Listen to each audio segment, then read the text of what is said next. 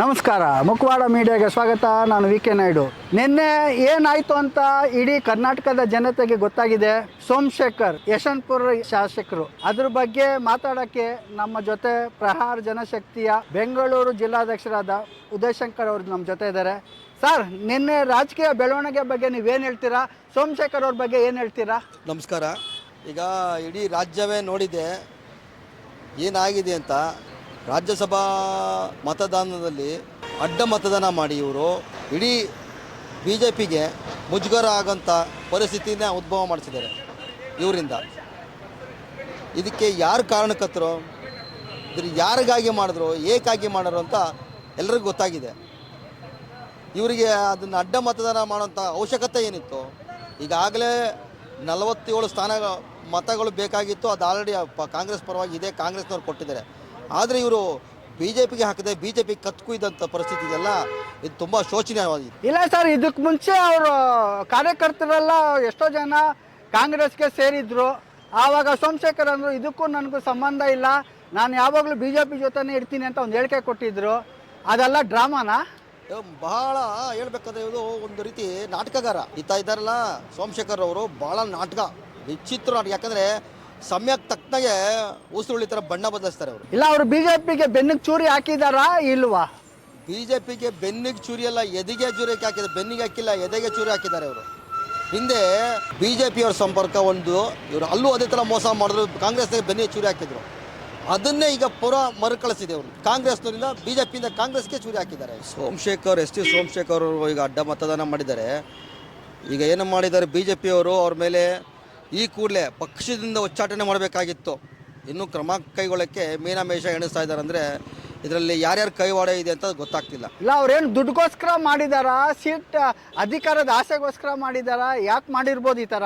S T Somashekar ಅವರು ಇದು ಹಿಂದೆ ಕಾಂಗ್ರೆಸ್ಸಿಂದ ಬಿ ಜೆ ಪಿಗೆ ಹೋದಾಗ ಬ್ಲ್ಯಾಕ್ ಮೇಲ್ ಮಾಡಿ ಕೋಟ್ಯಾಂತರ ರೂಪಾಯಿ ಸಂಪಾದನೆ ಮಾಡಿದ ಅಂತೇಳಿ ಜನತೆಗೆ ಗೊತ್ತಾಗಿದೆ, ರಾಜ್ಯಕ್ಕೆ ಗೊತ್ತಾಗಿದೆ.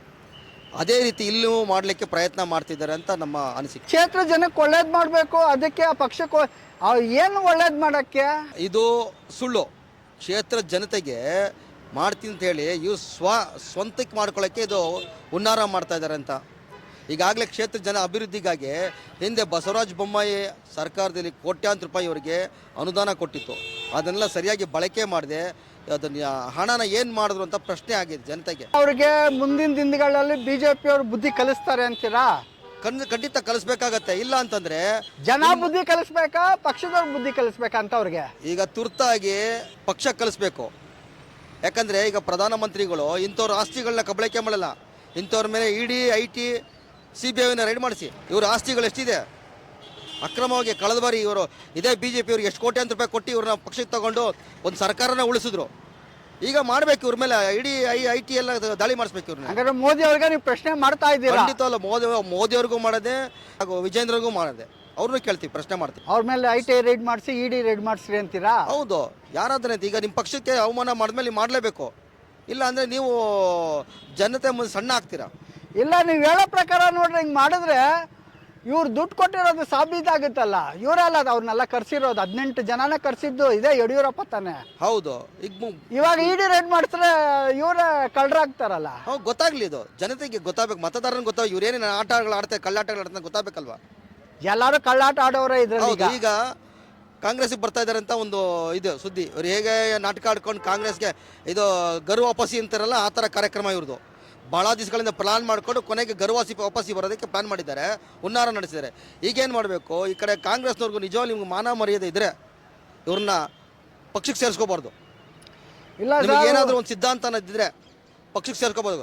ಸಿದ್ದರಾಮಯ್ಯನವರಾಗಲಿ, ಡಿ ಕೆ ಶಿವಕುಮಾರ್ ಆಗಲಿ, ಸೋನಿಯಾ ಗಾಂಧಿ ಆಗಲಿ, ಖರ್ಗೆ ಅವರಾಗಲಿ, ರಾಹುಲ್ ಗಾಂಧಿ, ಯಾರು ಇವ್ರನ್ನ ಪಕ್ಷಕ್ಕೆ ಒದೊಳಗೆ ಬಿಟ್ಕೋಬಾರ್ದು. ನಾಳೆ ದಿನ ಪುನಃ ಇದೇ ಥರ ಮಾಡ್ತಾರೆ. ಇವ್ರು ಬೇರೆ ಕೆಲಸ ಇಲ್ಲ. ಇಲ್ಲ ಸರ್, ಇಂಥ ಒಂದು ಸ್ಟ್ರಿಕ್ಟಾಗಿ ಆ್ಯಕ್ಷನ್ ತೊಗೊಬೇಕಂದ್ರೆ ನಾಯಕರು ಒಳ್ಳೆಯವರಾಗಿರಬೇಕು. ನಾಯಕರು ಒಳ್ಳೆಯವರಾಗಿಲ್ಲ ಅಂದಾಗ ಅವರೇ ಇಂಥದ್ದೆಲ್ಲ ಹೇಳ್ಕೊಡ್ಬೋದಲ್ಲ.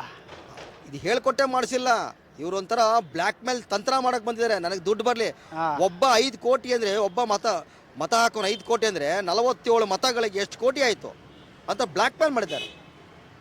ಹಂಗಾಗಿ ಎಲ್ಲ ಪಕ್ಷದವರು ಒಂದೇ ರೀತಿ ಇರೋ ಅಂತವ್ರೆ ಹೇಳ್ತೀರಾ ನೀವು? ಹೌದು. ಯಾಕಂದರೆ ಯಾರೇನು ಹೆಚ್ಚಲ್ಲ, ಯಾರೇನು ಕಡಿಮೆ ಇಲ್ಲ. ಕಾಂಗ್ರೆಸ್ ಏನು ಹೆಚ್ಚಲ್ಲ, BJP ಏನು ಹೆಚ್ಚಲ್ಲ, JDS ಏನು ಹೆಚ್ಚಲ್ಲ, ಎಲ್ಲ ಒಂದೇ. ಏನಪ್ಪ ಅವ್ರಿಗೆ ಅನುಕೂಲಕ್ಕೆ ತಕ್ಕನಾಗೆ ನಾಟಕಗಳಾಗ್ತಾರೆ. ಆಯಿತು ಸರ್, ಕಡೆಯದಾಗಿ ಇದ್ರ ಬಗ್ಗೆ ಜನಕ್ಕೆ ಏನು ಸಂದೇಶ ಕೊಡೋಕ್ಕೆ ನೀವು ಯೋಚನೆ ಮಾಡ್ತೀರಾ? ಕಡೆಯದಾಗಿ ನಾನು ಹೇಳೋ ಜನತೆಗೆ, ಯಶವಂತಪುರ ವಿಧಾನಸಭಾ ಕ್ಷೇತ್ರದ ಮತದಾರರಿಗೆ ಹೇಳೋದು, ಇಂಥವ್ರನ್ನ ಕಡಾಖಂಡ ಸೋಲಿಸಿ ಮನೆ ಮೂಲೆ ಗುಂಪು ಮಾಡಬೇಕು, ಮನೆ ಸೇರಿಸಿ. ಇಂಥವ್ರಿಗೆ ಯೋಗ್ಯತೆ ಇಲ್ಲ ಶಾಸಕರ ಅದು ಒಬ್ಬರು ಮಾಜಿ ಸಚಿವರು, ಇವ್ರಿಗಿಂತ ಯೋಗ್ಯತೆ ಇಲ್ಲದವ್ರನ್ನ ಯಾಕೆ ನೀವು ಬೆಳೆಸ್ತೀರಿ? ಇವರಿಂದ ಯಾವುದೇ ರೀತಿಯ ಅಭಿವೃದ್ಧಿ ಆಗಲ್ಲ. ಇವರು ಕೆರೆಗಳ ಅಭಿವೃದ್ಧಿಗೆ ಕೊಟ್ಟಂಥ ಹಣನ ಲೂಟಿ ಮಾಡಿದ್ದಾರೆ. ಕೆರೆಗಳ ಅಭಿವೃದ್ಧಿ ಮಾಡಲಿಲ್ಲ, ಕೆರೆಗೆ ನೀರು ತುಂಬಿಸಲಿಲ್ಲ. ಇವತ್ತು ಎಷ್ಟೋ ಕೆರೆಗಳ ಮಂಗಮಾಯ ಮಾಡಿದ್ದಾರೆ ಇವರು ಆಸ್ತಿ ಪಾಸ್ತಿಗಳು ಎಷ್ಟಿದೆ ಅಂತ ಇವರಿಗೆ ಗೊತ್ತಿಲ್ಲ. ಇವರು ಬರೀ ST ಸೋಮಶೇಖರ್ ಇವ್ರ ಹೆಸರು, ಆದರೆ ಸೋಮಶೇಖರ್ ಅನ್ನೋ ಹೆಸರೊಳಗಿದ್ದ ಆಸ್ತಿಗಳನ್ನು ST ಸೇರಿಸ್ಕೊಂಡು ಕಬಳಿಕೆ ಮಾಡಿದ್ದಾರೆ ಅವರು. ಅದೆಲ್ಲ ತನಿಖೆ ಆದರೆ ಇವರು ಬಯಲಾಗುತ್ತೆ ಬಣ್ಣ. Okay sir, thank you sir. ಮತ್ತೆ ಇದೇ ರೀತಿ ಯಾವುದೇ ರೀತಿ ಹಗರಣಗಳಾಗಲಿ, ಯಾವುದೇ ರೀತಿ ರಾಜಕೀಯ ವಿಷಯ ಇದ್ರೂ ನಿಮ್ಮನ್ನು ಕರಿತೀವಿ. ನೀವು ನಮ್ಮ ಮುಖವಾಡ ಮೀಡಿಯಲ್ಲಿ ಬಂದು ಕೆಲವೊಂದು ನಿಮ್ಮ ಅನಿಸಿಕೆನ ಹೇಳ್ಕೊಬೇಕಂತ ಕೇಳ್ಕೊತಾ ಇದ್ದೀವಿ. ಇದರಲ್ಲಿ ನಮ್ಮ ಅನಿಸಿಕೆ ಇಲ್ಲ, ಇದು ಕ್ಷೇತ್ರದ ಜನತೆಯ ಅನಿಸಿಕೆ, ಯಶವಂತಪುರ ವಿಧಾನಸಭಾ ಕ್ಷೇತ್ರದ ಜನತೆಯ ಅನಿಸಿಕೆ ಇದು. ಇಲ್ಲ, ನೀವು ಇನ್ನು ಮುಂದೆ ಒಂದು ವಿರೋಧ ಪಕ್ಷದ ನಾಯಕನ ರೀತಿ ಸರ್ಕಾರದಲ್ಲಿ ಯಾವುದೇ ಒಂದು ಒಳ್ಳೆಯದಾಗಲಿ ಕೆಟ್ಟದಾಗಲಿ ಬಂದು ನೀವು ಧ್ವನಿ ಎತ್ತಿ ಮಾತಾಡಬೇಕು. ನಮ್ಮ ಮುಖವಾಡ ವೀಕ್ಷಕರಿಗೆ ಕೆಲವೊಂದು ನಿಜಾಂಶ ತಿಳಿಸ್ಬೇಕು ಅಂತ ಆಗಾಗ ನಿಮ್ಮನ್ನು ಕರೀತಾ ಇರ್ತೀವಿ. ನೀವು ಬಂದು ನಮ್ಮ ಜೊತೆ ಮಾತಾಡಬೇಕು, ಕೆಲವೊಂದು ಅನಿಸಿಕೆನ ಹೇಳ್ಬೇಕು ಅಂತ ಕೇಳ್ಕೊತಾ ಇದ್ದೀವಿ. ಇದಕ್ಕೇನಂತೀರಾ ಸರ್ ನೀವು? ನಾವು ಸದಾ ಸಿದ್ಧರಿದ್ದೇವೆ. ಸಾರ್ವಜನಿಕರಿಗೆ ಎಲ್ಲೇ ಅನ್ಯಾಯವಾದಾಗ ನಮ್ಮ ಪಕ್ಷದ ವರಿಷ್ಠರು, ಅಧ್ಯಕ್ಷರು ಸದಾ ಸಿದ್ಧರಿರ್ತಾರೆ. 7 ಕೋಟಿ ಜನಸಂಖ್ಯೆ ಏನಿದೆ ಕನ್ನಡ ನಾಡಿನ, ಇವರಿಗೆ ಯಾವುದೇ ರೀತಿಯ ಅನ್ಯಾಯ ಸರ್ಕಾರದಿಂದ ಆದ ಕೂಡಲೇ ಆ ತುರ್ತಾಗಿ ನಾವು ಬಂದು ಇಲ್ಲಿ ಹೋರಾಟ ಮಾಡೋಕ್ಕೆ ವಿಧಾನಸೌಧ ಮುಂದೆ ನಾವು ಸದಾ ಸಿದ್ಧರಿದ್ದೇವೆ. ನಮ್ಮ ಪಕ್ಷನೂ ಸಿದ್ಧವಾಗಿದೆ ಅಂತ ಹೇಳಕ್ಕೆ ಇಷ್ಟಪಡ್ತೇನೆ.